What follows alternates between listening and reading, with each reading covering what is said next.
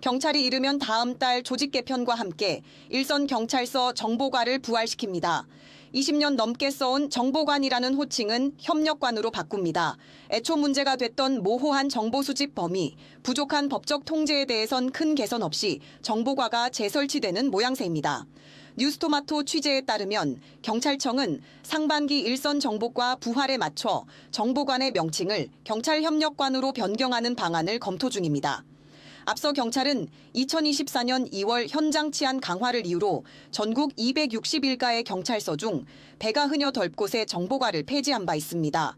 하지만 최근 캄보디아 범죄 사태 등을 계기로 초국가 범죄 근절에 외사정보 기능 강화가 필요하다는 의견이 제기됐고 정보과 원상복구까지 추진됐습니다. 결국 이달 5일 국가경찰위원회에선 정보과 재설치를 핵심으로 한 개편안이 확정됐습니다.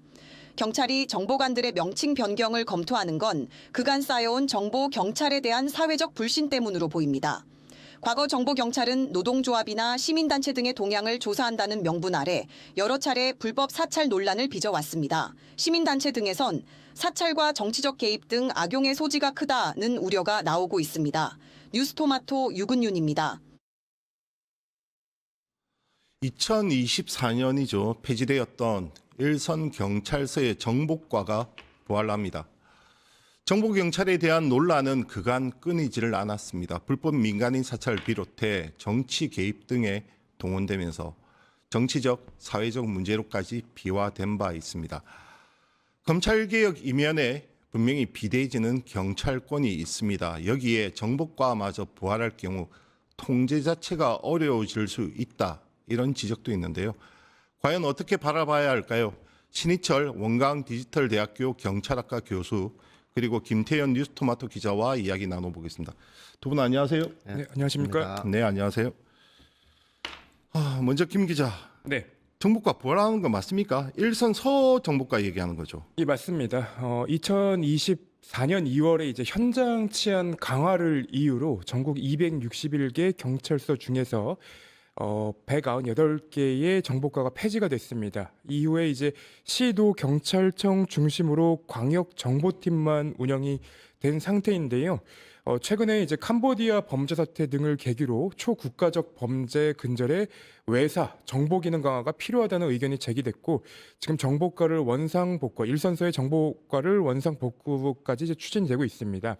다만 이제 취재를 하다 보니 조금 2024년 2월에 이제 현장 치안 강화는 외형적인 이유이고 그 당시 이제 일선 경찰서장들은 그 당시에 이제 그 행안부 경찰국이 만들어지면서 그 각 경찰서에 그 정보과가 있으면 총경들의 이제 권한이나 뭐 권력이 없어지지 않으니 그 권한이 살아 있으니 뭐 그에 대한 어떤 윤석열 정부의 권력 빼기라는 이제 주장들도 나오고 있습니다.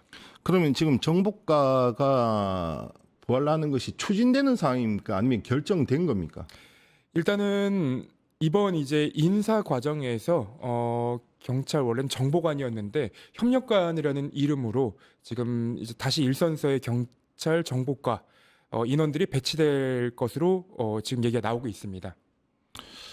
저도 정보과 형사들 좀 많이 봤거든요. 그러니까 일선 예전에 제가 현장에서 기자로 뛸 때 주요 정치 집회나 아니면 주요 정치인들 뭐 있으면 항상 정보과 형사가 일선 그 서에서 나와서 있었던 것이 기억이 납니다.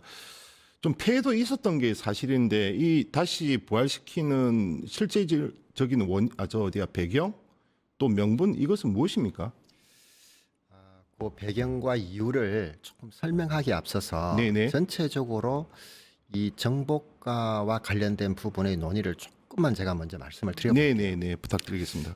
우리가 최고의 법인 헌법이 있는데 네. 이 헌법이 최고법으로 평가받는 이유는 국민의 기본적 인권이 거의 들어있기 때문이거든요. 그렇죠. 그거를 지켜내기 위해서 사회적 합의를 통해서 우리가 국가를 만드는 것이고 네. 그 국가 권력을 이제 줘야만 지켜낼 수 있고 그렇기 때문에 국가 권력은 언제나 남용될 수 있는 거죠. 권력이 집중되어 있으니까. 네. 그래서 이것을 권력을 나눈 것이죠. 입법, 행정, 사법. 이 네. 상권을 분리시키고 이거는 형식적으로만 분리시키는 것이 아니라 실질적으로 견제 균형을 이룰 수 있도록 제도를 만드는 것이거든요. 그래서 권력 분립과 견제 균형의 원리를 맞춘 것입니다.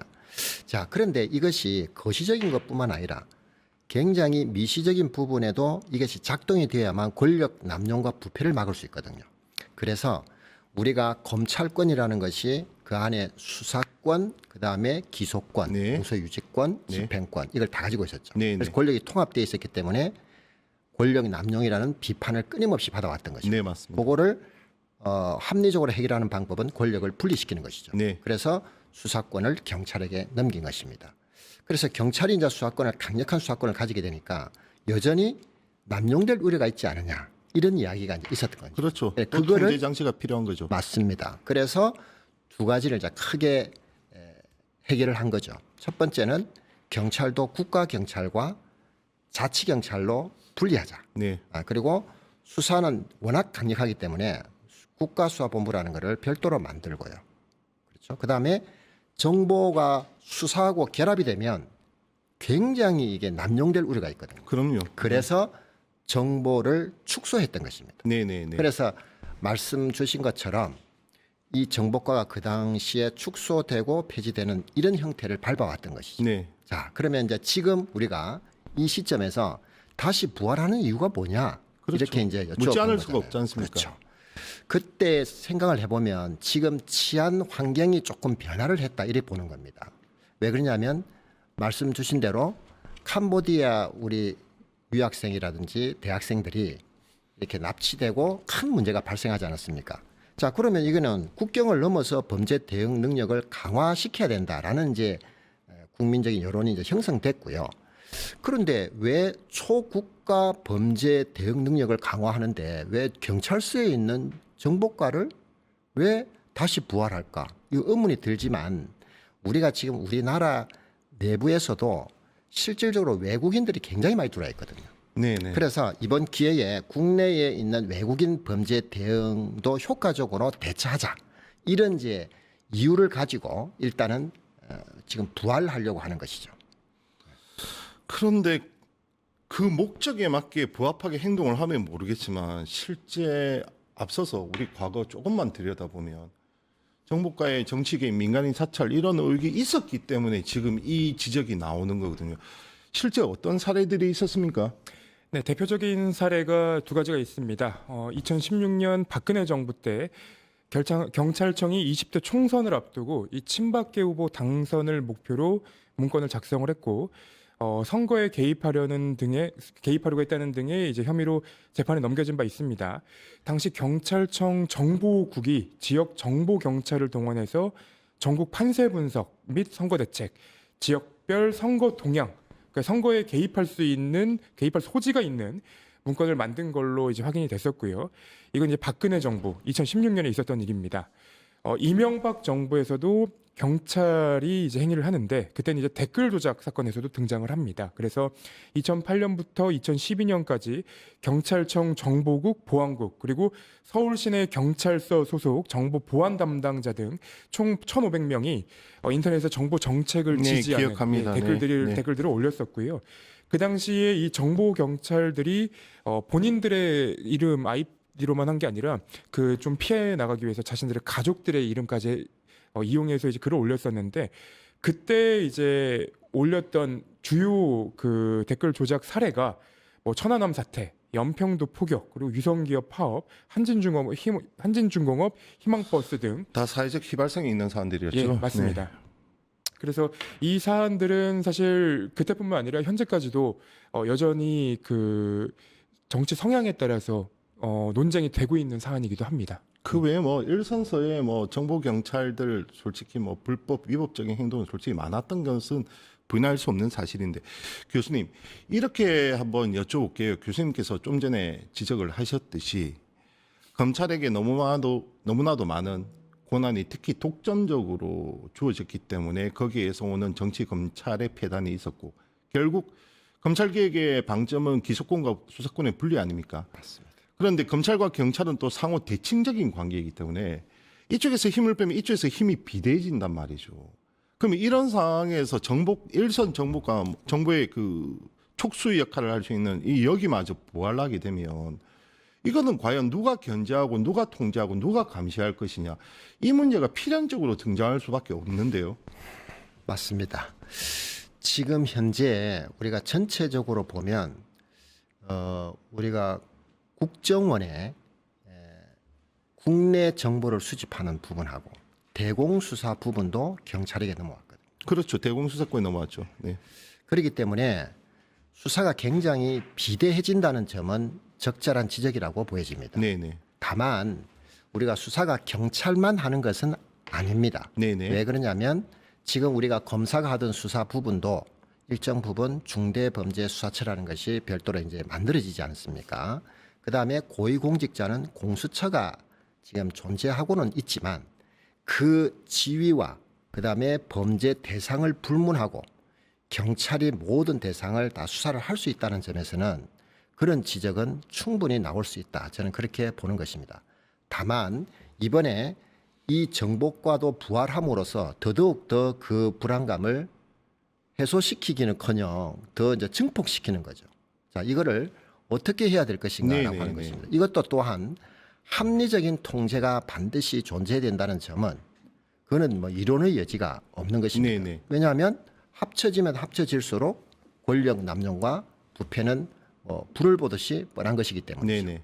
그래서 지금 현재로서는 이런 부분을 이제 어떻게 해결할 것인가라고 하는 것입니다.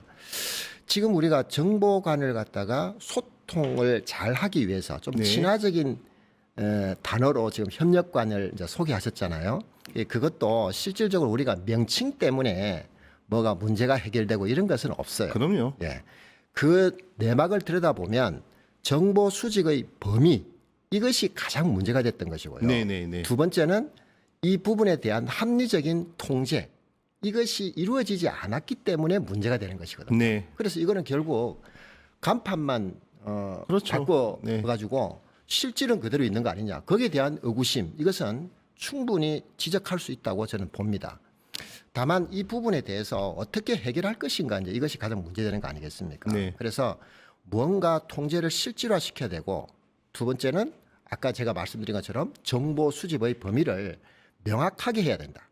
그래서 실질적으로 우리가 경찰관 직무집행법 8조의 1을 개정해서 네. 옛날에는 치안 정보 이렇게 해서 광범위하게 네네네. 수집을 했던 거죠. 그래서 이제 그런 문제점이 발생했고 실제로 그래서 우리 정보 경찰은 딱 두 가지다 이렇게 보시면 됩니다.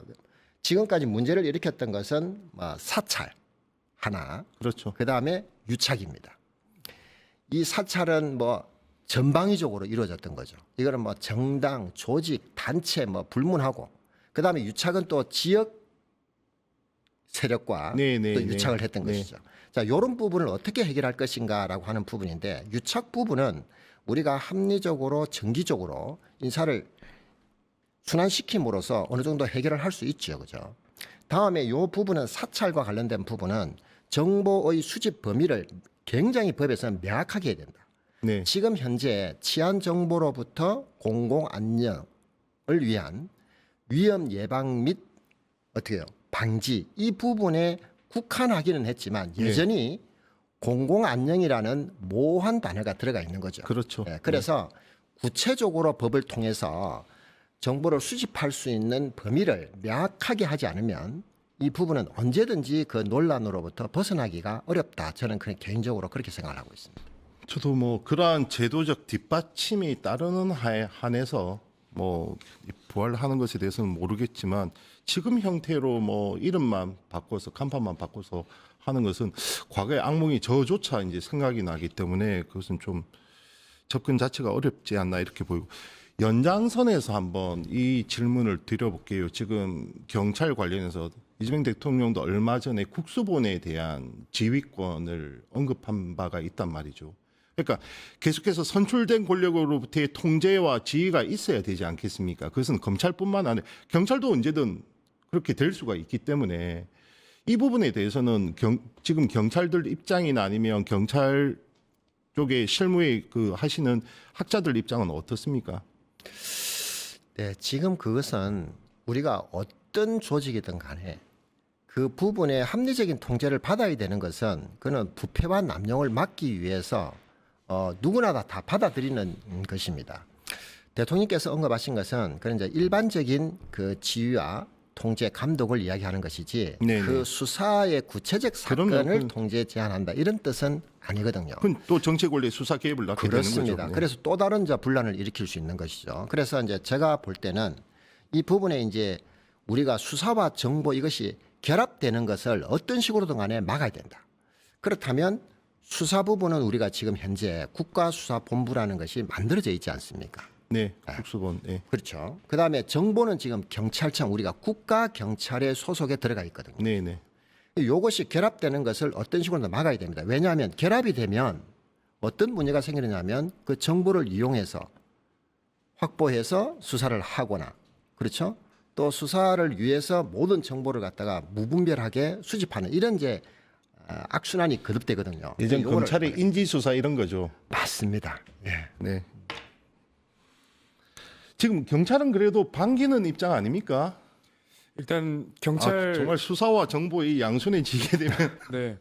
근데 경찰 내부에서도 이 부분에 대해서는 굉장히 경계하는 부분입니다. 네네. 왜냐하면 검찰청 폐지가 올해 10월에 되기 때문에 경찰 내부에도 수사 권한이 굉장히 지금 커지고 있는 그 상황이고요. 근데 그 커지는 상황에서 본인들이 가지고 있는 그 권한을 쓸 수 있을 만큼 본인들이 실력이 되는가에 대해 부분에 대해서는 경찰 내부에서도 좀 의견이 분분한 상황입니다. 그래서 일단 말씀 주신 것처럼 그 적절한 통제권이 있어야 된다. 이 부분은 외부에서뿐만 아니라 경찰 내부에서도 똑같은 얘기가 나오고요. 실제로 경찰 정보를 수집하는 분들을 만나보면 정치인들이나 아니면 민간인들에 대한 정보를 최대한 배제하려는 시도를 하는 것은 보입니다. 그러나 우리가 최근에 이제 그 비상계엄 그 상황을 보면서 느꼈던 것이 시스템이 공고하게 있다고 하더라도 잘못된 사람이 나타나면 이 시스템이 무너질 수 있다는 것을 저희가 목격을 했기 때문에 시스템이 명확하게 갖춰야 된다라는 내용은 경찰 안팎에서 다 나오는 얘기입니다. 뭐 사람과 제도의 문제는 뭐 어제 오늘 문제가 아닌데 교수님 고사하는 일선 경찰들은 좀 격려는 해주시되 비대해지는 경찰 권한에 대해서는 지적도 해주시고 좀 그렇게 해주시기 바랍니다. 네. 그렇게 해야 될 것 같습니다. 네, 지금까지 신희철 경찰학과 교수 그리고 김태현 뉴스토마토 기자와 함께했습니다. 두 분 감사합니다. 네. 감사합니다. 수고하셨습니다. 수고하셨습니다. 유튜브 구독하고 실시간 채팅과 댓글을 남기시면 매일매일 7천 TTCO를 드립니다. 참여 방법은 통통물 어플을 다운로드하고 회원가입과 로그인을 해주세요. 마이페이지에서 나의 회원 고유 번호를 복사해주세요. 유튜브 구독 후 실시간 채팅이나 댓글창에 고유 번호를 한 번만 입력하면 준비 끝! 지금 유튜브 채팅과 댓글 쓰기 참여하고 실천 TTCO 받아가세요.